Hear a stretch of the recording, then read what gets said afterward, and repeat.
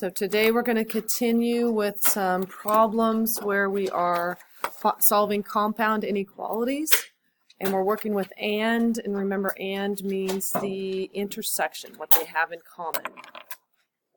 So we'll do a couple more examples, then we're going to take a look at some stuff online and go from there.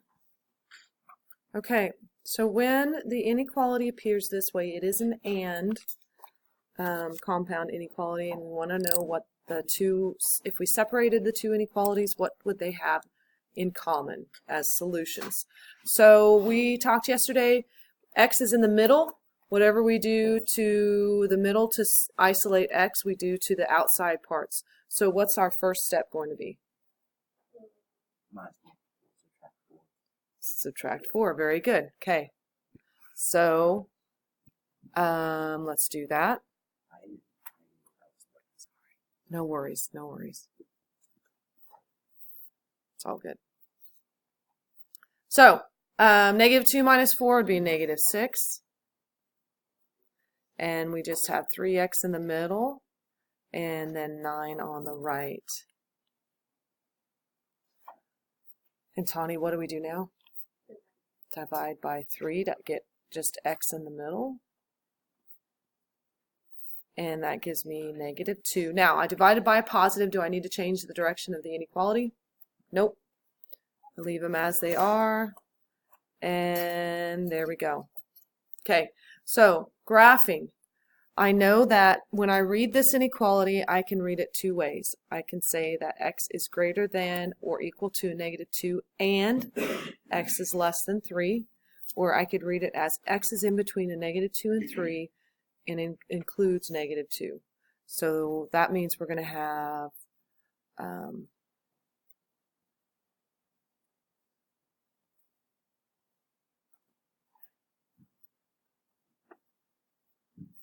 we are going to have one part of our graph that's a filled in circle and one part that is an open circle. And so the one with the equal sign will have a filled in. So at negative 2 we'll have a filled in circle. At 3 we will have an open circle, and x is in between those two values. So all the numbers in between negative 2 and 3 will work in our this inequality. So let's pick a value in between negative 2 and 3. 0. So I'm going to plug 0 into my inequality here. So I have negative 2 is less than or equal to 3 times 0 plus 4 less than 13. So 3 times 0 is 0 plus 4 is 4. Is 4 in between a negative 2 and 13? It is, so it's part of the solution. So our first solution would be this. That's the first where we solve the inequality. And then part 2, graphing, there would be the graph for that. Yesterday we had an inequality where that was separated into two but connected with and. But this part and that part on that were the same. Those two parts were the same. Today they're completely different, right? 2x plus 3 is different from a negative 3x plus 1. So what's happening here is we have two separate situations that we're trying to solve and combine their solutions. So let me rewrite that now.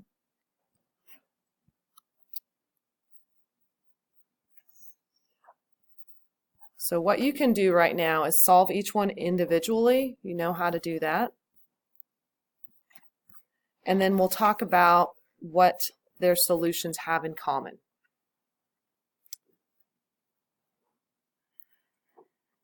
Okay, so on the one on the left, the 2x plus 3 is greater than or equal to 7. It's just like a two-step operation or equation that we're solving. We'll subtract first and then divide.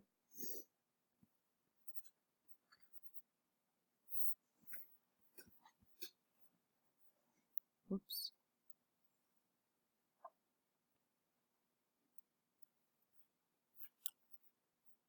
I'm dividing by a positive 2, so I don't need to change the direction of my inequality.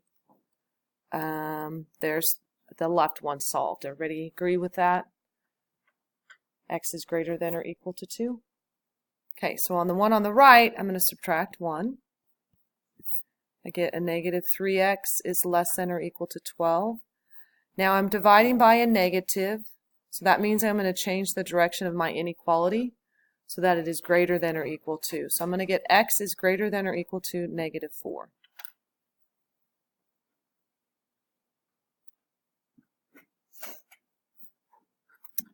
Okay, so now I'm going to do 3 graphs, and they're going to be stacked so we can see hopefully what they have in common.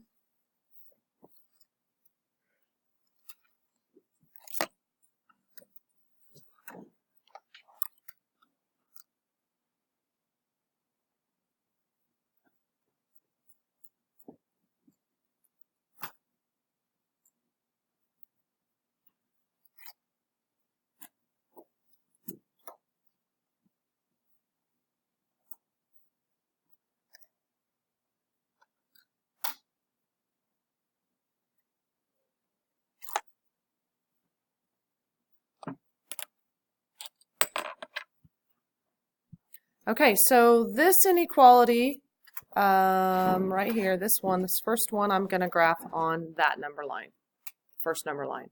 So greater than or equal to 2. Abby, filled in circle or open circle? Filled in which direction will I go? Right. Okay. The second inequality, I will graph on the second number line, and it says x is greater than or equal to negative 4. So Ilian, will I have a filled in circle or open circle at negative 4? Filled in, because it's equal to as well, correct? And then greater than, which direction is greater than? Right. Okay. So now we're looking at our graph. The final graph is what they have in common. So where do they start overlapping in terms of the graph? The two. So we look at, we can look at this interval right here. Neither one has anything in that interval. Then we can look at this interval, and the second one has some graph in that interval. And then we can look at this last interval right here, and both of them have solutions in that interval, and it both starts at 2. They both would start at 2. So our solution, our final graph, will be filled in circle at 2 and to the right. And so now we need to change our inequality answer.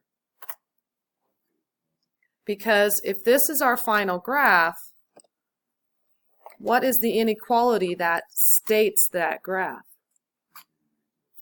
X is greater than or equal to 2.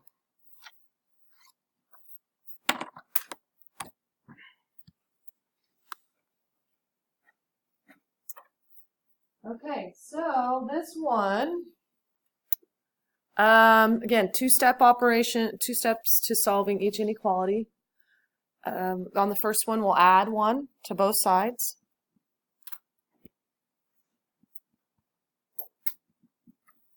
We'll get 4x is greater than 4, and then divide by 4. No change in the direction of the inequality because it's a positive 4 we're dividing by. So we get x is greater than 1.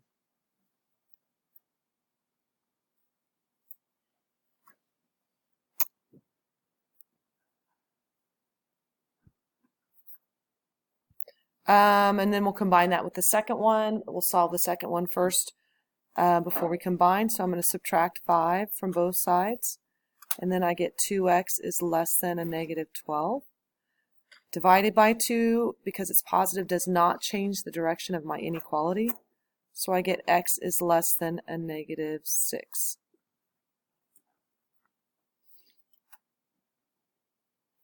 I'm going to put my 3 graphs over here.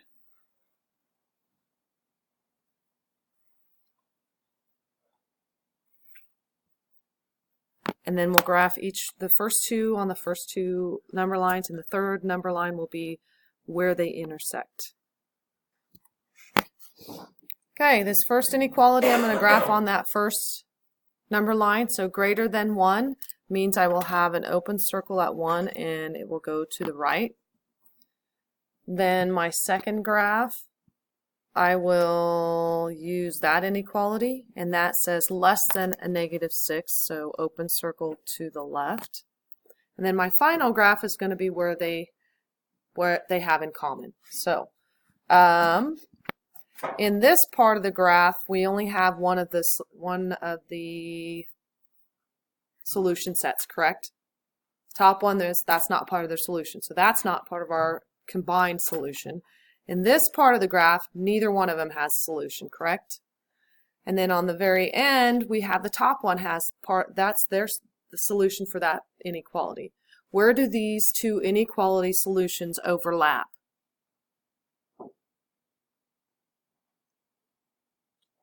Or should I say, do they ever overlap? No, they don't ever overlap. And remember, and means what they have in common, the intersection of both of those. If they do not intersect, if they do not have anything in common, then we would say this is there's no solution to this.